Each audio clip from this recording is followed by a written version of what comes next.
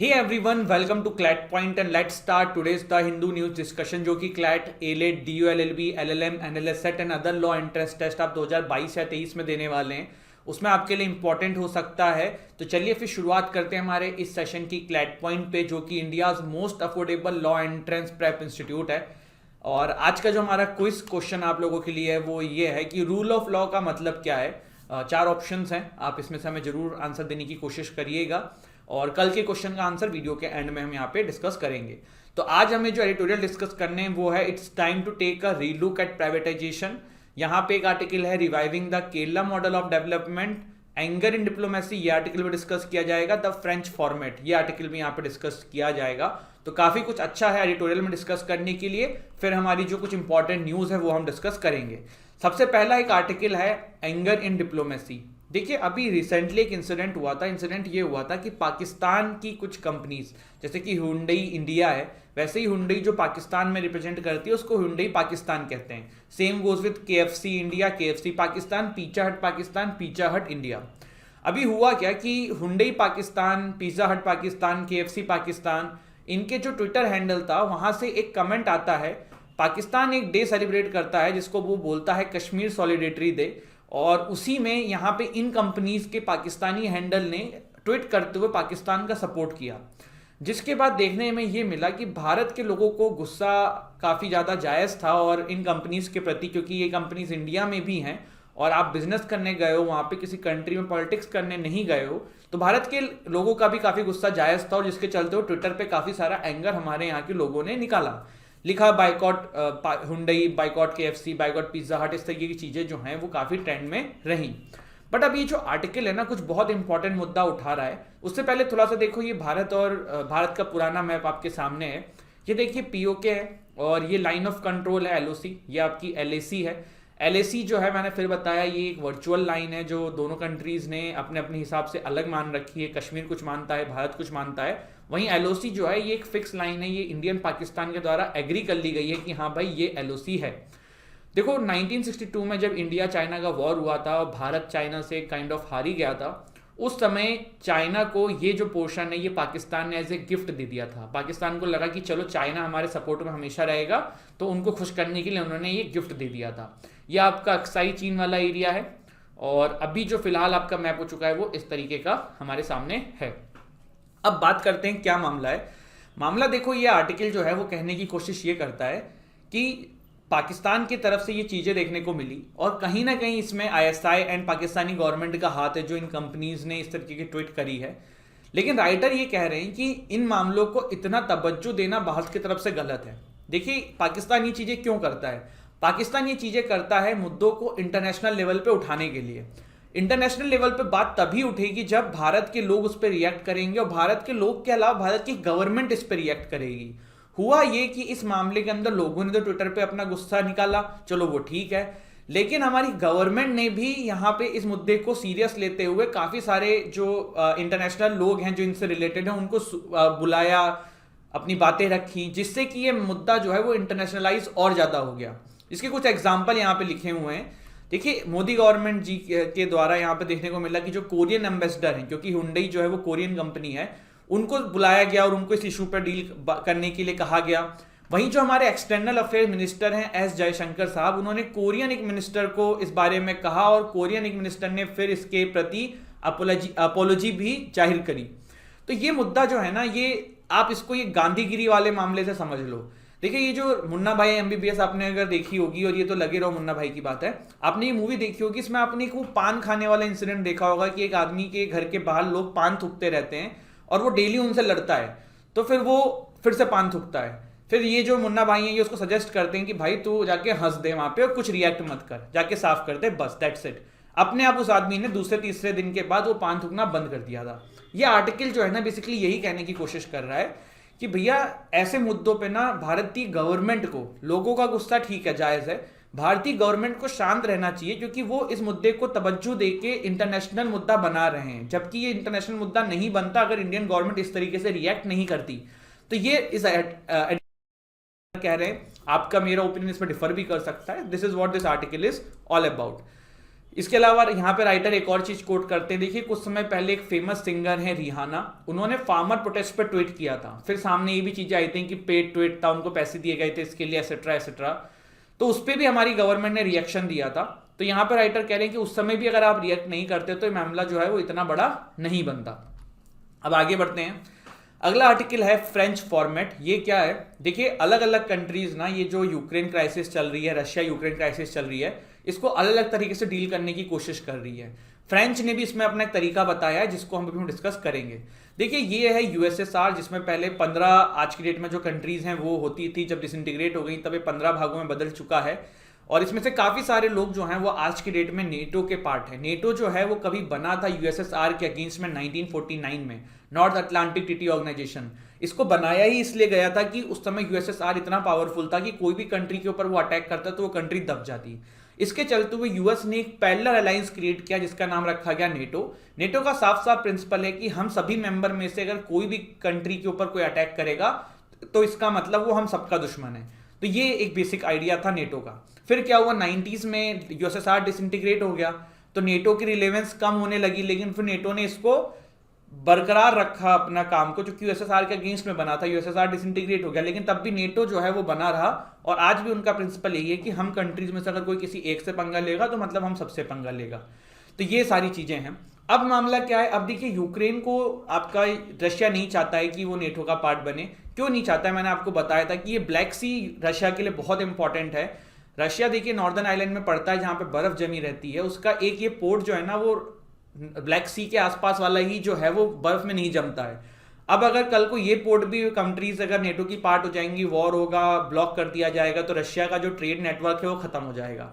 तो एक तो ये कारण है, दूसरा इसीलिए रशिया ने क्रीमिया को भी अनेक्स किया था। अब अगर यूक्रेन नेटो का पार्ट बन जाएगा तो यूक्रेन क्रीमिया को कैसे ना कैसे करके वापस निकाल लेगा रशिया से। तो रशिया को ये सब इश्यूज हैं जिसके चलते हुए रशिया ने डिमांड रखी थी कि 1998 के बाद जितनी भी कंट्रीज आपने नेटो में डाली हैं उन सबको बाहर निकालिए, एंड यूक्रेन को तो नेटो का पार्ट नहीं बनाना है। इसके चलते हुए रशिया ने क्या किया है कि देखिए यूक्रेन बॉर्डर के चारों तरफ इन्होंने अपनी फोर्सेस जो हैं वो तैनात कर दी हैं। अब मामला करते हैं, आते हैं कि अभी फ्रांस ने क्या मॉडल दिया है इससे बचने का। तो मिस्टर मैक्रोन की भी मीट हुई थी, हम डिस्कस कर रहे थे पुतिन साहब से। इन्होंने यहाँ पे बोला है कि जो मिन्स्क अकॉर्ड था 2014 से 15 के बीच में, उसको रिवाइव कर दो। अब आपको देखो पता होना चाहिए कि मिन्स्क अकॉर्ड है क्या। ये क्यों पता होना चाहिए, सिंपल सी बात है, ये मिन्स्क अकॉर्ड आपके एग्जाम में डायरेक्ट क्वेश्चन आ सकता है, क्योंकि ये अब बहुत रिलेवेंट हो गया जब फ्रांस ने यहाँ पे ये घोषणा करी है कि मिन्स्क अकॉर्ड के जो पॉइंट्स है ना उनको वापस लाया जाए। अब मिन्स्क अकॉर्ड है क्या, उस पर आए उससे पहले एक बार जान लेते हैं कि वर्ल्ड के अलग अलग कंट्रीज का रशिया यूक्रेन क्राइसिस पे क्या अपना पहलू है। तो यहाँ पे देखिए जर्मनी जो है उन्होंने इस्टोनिया को बार कर दिया है कि भैया आप जो है यूक्रेन को हथियार जो है सप्लाई मत करो। हंगरी के प्राइम मिनिस्टर विक्टर ओरबन जो हैं इन्होंने पुतिन साहब और क्रेमलिन दोनों से मुलाकात करी है, पुतिन साहब से क्रेमलिन में मुलाकात करी है और रशिया की डिमांड्स को रीजनेबल बताया है। टर्की ने भी काइंड ऑफ जो है वो कहा है कि यू मस्ट रेस्पेक्ट रशिया, और पीस समिट यहाँ पे टर्की ने घोषणा ऑर्गेनाइज करने की बात करी है कि आप हमारे यहाँ पे पीस समिट होस्ट करते हैं हम, और आइए यहाँ पे पीस करके आप दोनों कंट्रीज के बीच में बातों को सॉर्ट आउट करते हैं, काइंड ऑफ मीडिएट करने की बात करी है। मिस्टर मैक्रोन साहब ने कहा है, जो फ्रांस के लीडर हैं, उन्होंने कहा है कि रशिया की जो बातें हैं उनको रेस्पेक्ट करना चाहिए। वहीं यूएस जो है वो ये चाहता है कि जर्मनी जो है नॉर्ड स्ट्रीम 2 पाइपलाइन का जो थ्रू गैस लेने वाला था रशिया से उसको खत्म कर दे। वहीं जर्मनी ने इस मामले में अभी कुछ नहीं बोला है, क्योंकि जर्मनी इस मामले में इसलिए नहीं बोल रहा है क्योंकि उसको तो नेचुरल गैस मिलनी थी रशिया से। अब यूएस ही क्यों चाह रहा है कि नेचुरल गैस की पाइपलाइन बंद हो जाए, क्योंकि यूएस चाह रहा है कि सिर्फ उन्हीं से लिया जाए, रशिया की इकोनॉमी ना ग्रो। तो सब कंट्रीज का यहाँ पे देखिए अपना अपना कुछ कुछ पहलू लेके सब लोग आगे बढ़ रहे हैं। यूएस का देखो ना, बेसिकली ये विभीषण टाइप का रोल जो है वो अदा करते हैं। देखिए वो कहते हैं ना कि गलतियों में तो सब कोई उंगली उठा सकता है, लेकिन जरूरत पड़ने पे जो है अपने साथ जो खड़ा होता है वही अपना है। यूएस का प्रॉब्लम क्या है ना, वो हर कंट्री को समय समय पे ऐसे ऐसे करके बहुत सपोर्ट दिखाता है, लेकिन जब जरूरत पड़ती है तब वो साथ नहीं खड़ा होता है। इवन जब 1972 में इंडिया और पाकिस्तान आमने सामने थे, आपकी मदद करने के लिए रशिया आया था, ना कि यूएस आया था। यूएस ने ना पाकिस्तान की मदद करने के लिए अपने शिप्स को रिहा भी कर दिया था, लेकिन रशिया ने तुरंत कहा कि अगर आप इंटरफेयर करेंगे तो हम भी करेंगे, जिसके चलते हुए फिर यूएस ने इंटरफेयर नहीं किया इस वॉर के अंदर।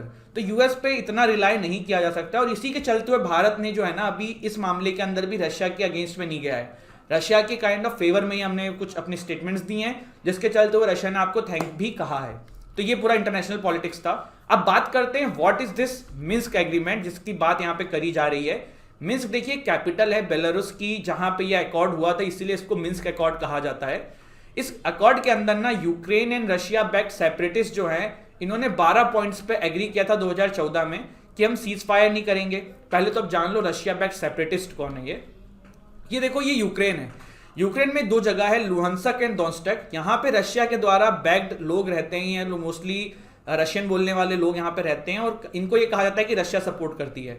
ये यूक्रेन में बीच बीच में उत्पात मचाते रहते थे, तो इन्हीं को यहाँ पे रशिया बैक्ड सेपरेटिस्ट का नाम दिया गया है इस एग्रीमेंट के अंदर। तो Ukraine and Russia backed separatist के अंदर 12 पॉइंट की सीज फायर डील सितंबर 2014 में हुई थी, जिसमें ये कहा गया था प्रिजनर एक्सचेंज होगा, ह्यूमैनिटेरियन एड प्रोवाइड होगी, वेपन्स हैवी वेपन्स विड्रॉल हो जाएंगे, और बहुत सारी चीजें यहाँ पे हुई थी। लेकिन उसके बाद फिर ठंडे बस्ते में चली गई, दोनों ही पक्षों की तरफ से इसका वायलेशन हो गया।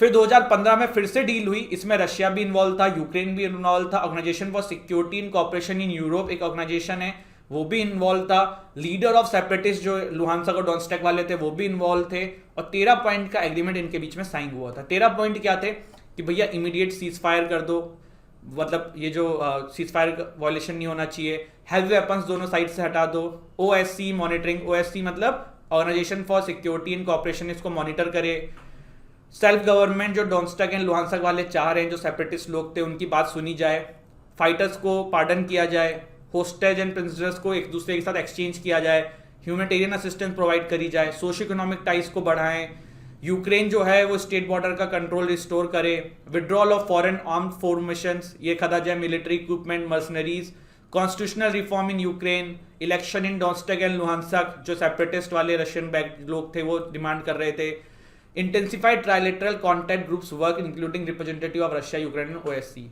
तो ये सारी चीजें जो हैं वो भी फ्रांस कह रहा है कि इसको रिवाइव कर दो, जिससे कि चीजें जो हैं काफी हद तक बेटर इन दोनों कंट्रीज के बीच में हो जाएं। अब आगे बढ़ते हैं। आई होप ये आर्टिकल आपको समझ में आया हो। उससे पहले अगर आप लोग क्लैट की तैयारी कर रहे हैं, अब तो क्लैट में टाइम भी 1-1.5 महीना और बढ़ चुका है, क्योंकि सीबीएसई ने अपना एग्जाम अनाउंस किया है, अप्रैल में है, तो क्लैट यूजी एंड पीजी दोनों की ही डेट आगे बढ़ेगी। बहुत सारे लोग ये सोच रहे होंगे कि सर पीजी वालों को थोड़ा 12th देनी है, उनकी क्यों बढ़ रही है? तो देखिए, कोई भी एग्जामिनेशन बॉडी होती है वो कोई एक एग्जाम को 2 बार नहीं कंडक्ट कराएगी, क्योंकि उसमें बहुत सारा रिसोर्स और पैसा खर्च होता है, तो वो एग्जाम को एक ही बार में कंडक्ट कराएंगे। तो इसीलिए वो क्लैट का पेपर अगर यूजी का पोस्टपोन होना है तो पीजी का भी होगा। तो क्लैट यूजी के आप हमसे मॉक्स ले सकते हैं। क्लैट यूजी का क्रैश कोर्स चल रहा है हमारा 2022 का, आप इसमें इनरोल कर सकते हैं। क्लैट यूजी का हमारा विजेता बैच चल रहा है, आप इसमें भी इनरोल कर सकते हैं। ये 2023 का बैच है, 2022 का बैच है, ये ईयर लॉन्ग बैच है, ये क्रैश कोर्स है। इसके अलावा एलेट की मॉक टेस्ट आप हमसे ले सकते हैं। अगर आप एनालिस्ट के 3 साल की तैयारी कर रहे हैं तो हमारा क्रैश कोर्स चल रहा है 2022 के लिए, 2023 के लिए ईयर लॉन्ग बैच चल रहा है। एनालिस्ट के आप हमसे मॉक भी परचेस कर सकते हैं। क्लैट पीजी की जो तैयारी कर रहे हैं, एलएलएम कर रहे हैं, उनके लिए हमारा क्रैश कोर्स चल रहा है, आप उसमें इनरोल कर सकते हैं। 2023 के लिए लॉन्ग बैच चल रहा है, मॉक्स आप हमसे ले सकते हैं। DOLLB की जो तैयारी कर रहे हैं उसके लिए हमारा एलिड बैच चल रहा है, एंड DOLLB की मॉक्स जो लेना चाहें वो भी हमसे परचेस कर सकते हैं। इन सभी कोर्सेज में इनरोल करने के लिए आपको करना क्या है, डिस्क्रिप्शन में जाना है, हमारे ऐप का लिंक है, वहाँ से ऐप डाउनलोड करनी है, उसमें स्टोर सेक्शन में जाके कोर्स परचेस कर लेना है। आप हमारे वेबसाइट पे जाके भी इस कोर्स में इनरोल कर सकते हैं। इन कोर्सेज के साथ आपको एक पर्सनल मेंटोर भी हमारी तरफ से अपॉइंट होगा, जो 24/7 आपके साथ कांटेक्ट में रहेगा, WhatsApp calling, zoom call, video call, जो भी आप करना चाहें, और आपके सारे डाउट्स को वो समय समय पर रिजॉल्व करता रहेगा। अब आगे बढ़ते हैं हमारे अगले आर्टिकल के ऊपर, reviving the Kerala model of development. Shashi Tharoor and Vinod Thomas साहब ने इसको लिखा है। शशि थरूर जी सब जानते हैं, ठीक है। तो ये देखिए भारत का ये मैप है, ये आपका केरला पड़ता है, और यहाँ पे देखिए तिरुवनंतपुरम से लेके एक सिल्वर लाइन बन रही है। जल्दी बताओ यहाँ तक, नाम बताओ जल्दी से, देखो कितनों को याद है, कमेंट सेक्शन में बताइएगा। अभी ये क्या कहा जा रहा है, ये कहा जा रहा है, देखो केरला ना एक जमाने में, अभी भी कह सकते हो आप, भारत का one of the most developed state है, जहाँ पे बहुत ज़्यादा एजुकेशनल लोग, एजुकेशन अगर आप इंडेक्स देखो तो उसमें टॉप पे रहता है, और बहुत सारी चीज़ों में टॉप पे रहता है। बट अभी केरला ने क्राइसिस से जूझ रहा है। क्राइसिस क्या है, पूरे देश में अनएम्प्लॉयमेंट जो है वो 4-5% से चल रही है, केरला में 9% चल रही है। रिमिटेंस जो होता है ना, रिमिटेंस का मतलब क्या होता है, रिमिटेंस का बेसिकली मतलब ये होता है कि भारत के लोग बाहर जाते हैं और वहां से पैसा भारत में भेजते हैं, उसे रिमिटेंस कहा जाता है। तो केरल जो है ना, रेमिटेंस के मामले में सबसे ज्यादा कमाने वाला स्टेट था भारत का, और बहुत सारा इनका पैसा जो है इसी से आता था। बट जब कोविड आया तो उसकी वजह से वहाँ बाहर जो लोग गए उनकी इकोनॉमी खराब हुई, उन लोगों का पैसा कम हुआ, जिसकी वजह से पैसा आना कम हो गया केरल के अंदर। और फिस्कल डेफिसिट केरल का जो है वो 4% पे चला गया है। फिस्कल डेफिसिट क्या होता है? जब स्टेट खर्चा ज़्यादा करती है और स्टेट की इनकमिंग कम होती है। मतलब मैं बोल लूँ मैं फिस्कल डेफिसिट में हूँ, मतलब मैं इस चैनल के ऊपर, हमारी कंपनी के ऊपर हर महीने 1 लाख रुपए लगा रहा हूँ और मुझे आप लोग जो कोर्स परचेस कर रहे हो उससे 20,000 रुपये भी नहीं आ रहे हैं, तो 80,000 का मेरा फिस्कल डेफिसिट हो गया। हाइपोथेटिकल एग्जांपल है। तो ये फिजिकल डेफिसिट का बेसिकली मतलब होता है। तो केरला अभी काफ़ी क्राइसिस में जूझ रहा है, जिसके चलते हुए यहाँ पे राइटर जो हैं वो कुछ बताने की कोशिश कर रहे हैं कि किस किस तरीके से आप इसमें चेंज कर सकते हो, किस किस तरीके से आप डेवलपमेंट ला सकते हो और इस क्राइसिस से इसको निकाल सकते हो, जो कि हमारे लिए एग्जामिनेशन पर्सपेक्टिव से इतना इंपॉर्टेंट नहीं है। इसके बाद देखो अगला आर्टिकल जो है ये फिरोज वरुण गांधी जी ने लिखा है, it's time to take a relook at privatisation. हो क्या रहा है, हमारी गवर्नमेंट जो है ना अभी कोशिश ये कर रही है कि किस तरीके से अपने स्टेक्स जो भी गवर्नमेंट के बड़ी बड़ी ऑर्गेनाइजेशन है उससे कम किए जाएं और कुछ पैसा कमाया जाए। जैसे कि एयर इंडिया का एक एग्जांपल है। इसी से रिलेटेड आज एक न्यूज़ भी आई है जो आपके सामने है। देखिए भारत जो सरकार जो है वो क्या कोशिश कर रही है, तो देखिए रेलवे से कोशिश है इनकी 90,000 करोड़ रुपए कमाने की, जिसमें 150 प्राइवेट पैसेंजर ट्रेन लाने की सोच रहे हैं, 50 स्टेशन को प्राइवेट करने की सोच रहे हैं। टेलीकॉम से 40,000 करोड़ कमाने की कोशिश कर रहे हैं, बीएसएनएल के एसेट्स, एमटीएनएल के एसेट्स, भारत नेट के एसेट बेचने की। रोड ट्रांसपोर्ट एंड हाईवे से 30,000 करोड़ रुपए कमाने की सोच रहे हैं। Road length of over 7,000 kilometre private करने की सोच रहे हैं। पावर जो है 27,000 करोड़ यहाँ से, यूथ अफेयर एंड स्पोर्ट्स से 20,000 करोड़, सिविल एविएशन से 20,000 करोड़ कमाने की सोच रहे हैं। 13 एयरपोर्ट्स ऑफ एयर इंडिया, मतलब सॉरी हमारी जो एयरपोर्ट अथॉरिटी ऑफ इंडिया है उनके प्राइवेट करने की। आपने बहुत सारे एयरपोर्ट्स के बारे में सुना होगा, जैसे लखनऊ का एयरपोर्ट अदानी जी के हाथ में है, ऐसे बहुत सारे एयरपोर्ट प्राइवेट करने की बात सोची जा रही है। Petroleum, natural gas, shipping, ports and waterways, तो ये सारी चीजें हैं जिसके थ्रू इतने इतने रुपए कमाने की हमारी गवर्नमेंट सोच रही है। एक आंकड़ा देखो, वाजपेयी जी के समय जो है 47% गवर्नमेंट अपने स्टेक जो है प्राइवेटाइजेशन में ले आया था, जो भी इनका टारगेट था। यूपीए के दौरान 70% के आसपास चीजें चली गई थी। अब मोदी जी की गवर्नमेंट में 91% अचीव कर लिया है इन्होंने टारगेट जो है प्राइवेटाइजेशन के थ्रू पैसा कमाने का। तो ये कुछ हमने बातें देखी और यही एक आर्टिकल आया है।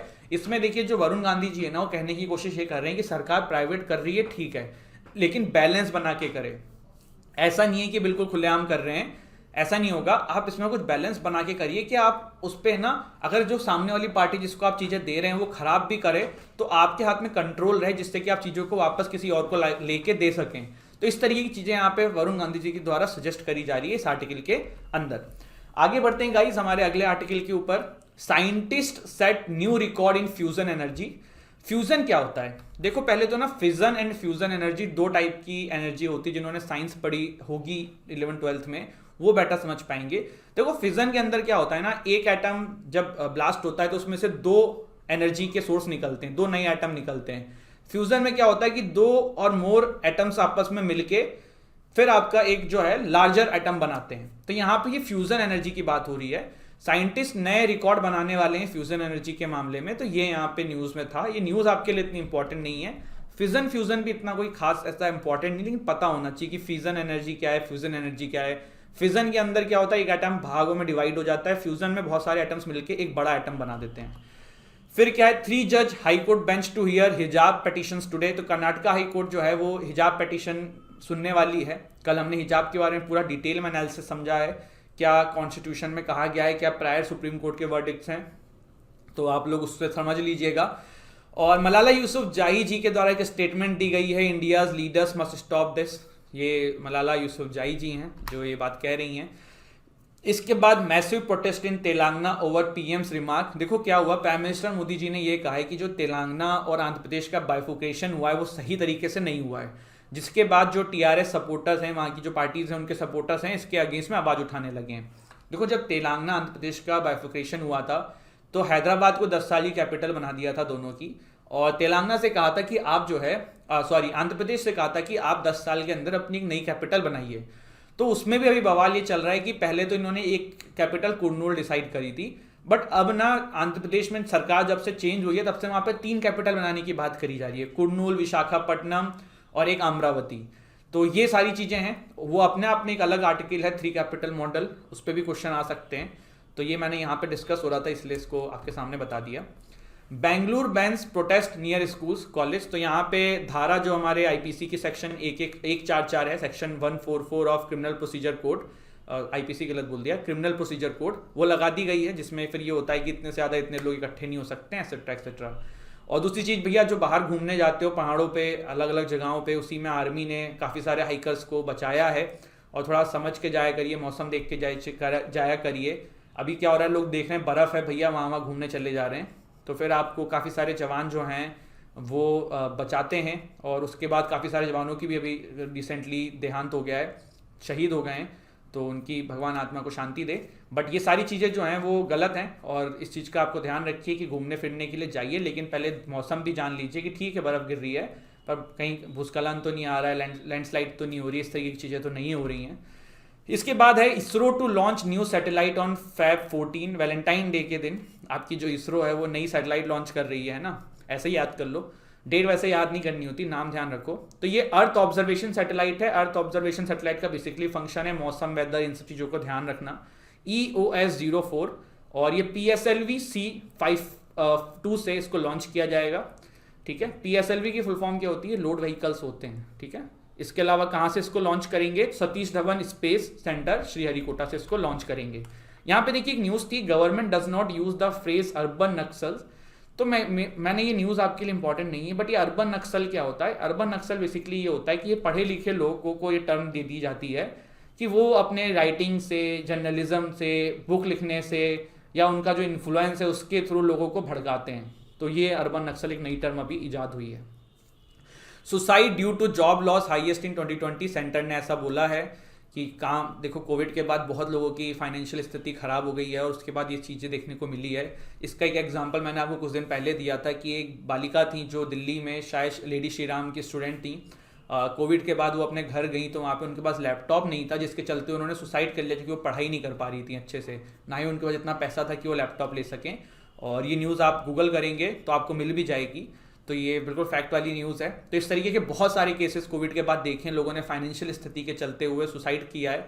Although suicide is not any, मतलब कोई सॉल्यूशन नहीं है इन चीज़ों का, लेकिन तब भी जिन्होंने भी ये किया है तो साइकोलॉजिकली उन पर क्या बीत रही होगी वो हम लोग अभी यहाँ से बैठे बैठे नहीं बता सकते हैं। तो ये यहाँ पे हमने देखा।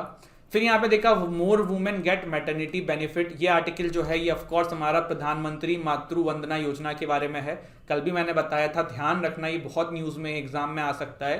Pregnant women, lactating mothers, pregnant women पता है आपको, लैक्टिटेटिंग का मतलब होता है जो दूध पिलाती हुई माताएं होती हैं, उन लोगों को 6,000 रुपये सरकार असिस्टेंस प्रोवाइड करेगी। 6,000 रुपये से देने से एक और स्कीम है, याद करो, प्रधानमंत्री PM किसान सम्मान निधि, ठीक है, उसमें 2-2 हज़ार की 3 किस्तों में 6,000 रुपये किसानों को दिए जाते हैं। इसके बाद है Quad minister set to meet in Australia. Quad countries कौन कौन सी है, ऑस्ट्रेलिया, इंडिया, जापान एंड, जल्दी बताओ, बिल्कुल सही, नहीं पता है। देखिए यार, क्वाड जो है ना बेसिकली पहले बनाई गई थी 4 कंट्रीज़ के बीच में रिलेशन को बेटर करने के लिए, लेकिन विथ टाइम जो है प्रॉब्लम देखने को मिली चाइना के चलते हुए, और अब जो है ना चाइना इसको एंटी चाइना ग्रुप बोलता है, जिसमें इंडिया है, आपका जापान है, US है एंड ऑस्ट्रेलिया है। क्वाड की अभी कुछ समय पहले मिलिट्री एक्सरसाइज भी हुई थी, याद करके देखो। और चाइना जो है इसको एंटी चाइना ग्रुप बोलता है, और चाइना पसंद भी नहीं करता है कि भारत इसका मेंबर है, पर भारत को भी क्वाड का मेंबर होना जरूरी है, क्योंकि चाइना जो है काफ़ी उत्पाद मचा रहा है हमारे बॉर्डर्स के ऊपर। तो ये सारी चीज़ें हैं। अब कल मैंने आपसे क्वेश्चन पूछा था, इसमें से DPSP का पार्ट कौन सा नहीं है, तो village panchayat is not the part of DPSP, क्योंकि आपको पता है कि हमारे पंचायत एंड म्यूनसिपालिटीज़ अलग से जोड़े गए थे कॉन्स्टिट्यूशन में, और DPSP में कहीं उसके बारे में नहीं है।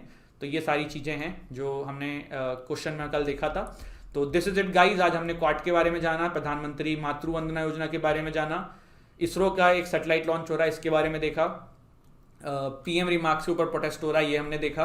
देन हमने 3 जज बेंच आज देखने वाली है जब पिटीशन के मामले में फिजन फ्यूजन क्या होता है, यहाँ पे प्राइवेटाइजेशन से रिलेटेड आर्टिकल देखा, केरल में डेवलपमेंट क्यों जरूरी है, रीडेवलपमेंट प्लान क्यों जरूरी है, इन कोर्सेज में आप इनरोल कर सकते हैं। एंड आपने ये जो मिस्क करके जो ये अकॉर्ड था इसके बारे में जाना, और this is it, French format हो गया। देन हमने गांधीगिरी वाला मसला देखा कि क्यों भारतीय गवर्नमेंट को ये जो मामला था इसमें शांत रहना था।